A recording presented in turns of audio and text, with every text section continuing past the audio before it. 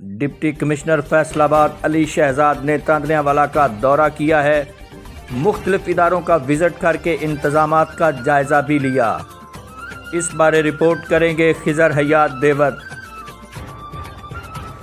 Deputy commissioner Faisal آباد علی شہزاد کے تاندلیہ والا وزٹ کے دوران سی ای او ایجوکیشن فیصل آباد علی احمد سیان اور ڈپٹی ڈائریکٹر ڈیولپمنٹ فیصل آباد رانا طاہر بھی ہمراہ تھے۔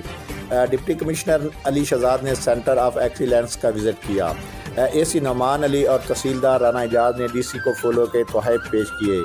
ڈی سی علی شہزاد نے سینٹر آف ایکسیلنس میں انتظامات کا جائزہ اور کمپیوٹر سائنس لیب اور کلاس رومز کا معائنہ کیا۔ تاندلیہ والا کے سہولت بازار میں اشیاء خوردونوش کی کوالٹی اور ریٹس کا معائنہ کیا۔ ڈی سی نے دیوار احساس پر مستحق بچوں مردوں میں گرم ملبوسات تقسیم کیے۔ گورنمنٹ اسپیشل ایجوکیشن سینٹر میں وزٹ کر کے اسپیشل بچوں کے لیے سہولیات کا جائزہ لیا۔ چک 409 میں پڑی سرکاری خالی بلڈنگ کا معائنہ کیا۔ ڈپٹی کمشنر نے اے سی نعمان علی کو بلڈنگ میں سرکاری دفاتر منتقل کرنے کے حوالے سے رپورٹ بنانے کے احکامات دیے۔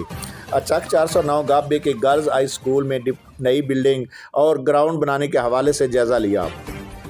چک 410 گابے گرل ایلیمنٹری اسکول میں زیر تعمیر بلڈنگ اور نقشے کو چیک کیا۔ سمندری روڈ کی موٹر وے انٹرچینج تک تعمیر کے حوالے سے بھی ڈپٹی ڈائریکٹر ڈیولپمنٹ کو احکامات دیے۔ ڈی سی نے کنوانی روڈ پر سفر کر کے روڈ کا جائزہ لیا۔ ڈی سی نے چنار شوگر مل میں وزن کنڈے اور جاری سی پی آر کو چیک کیا اور کاشتکاروں اور ملازمین سے مسائل کے بارے میں گفتگو کی۔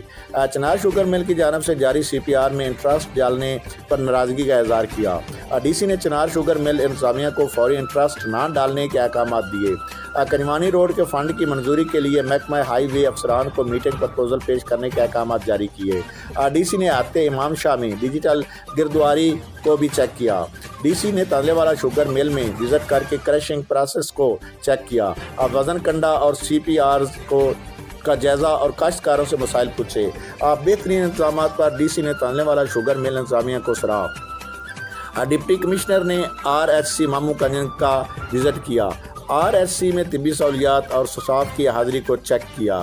ڈی سی نے ٹاؤن کمیٹی مامو کنجن میں انتظامات کو چیک کیا۔ تحصیل بار میں بہترین انتظامات پر اسسٹنٹ کمشنر نعمان علی کو سراہا۔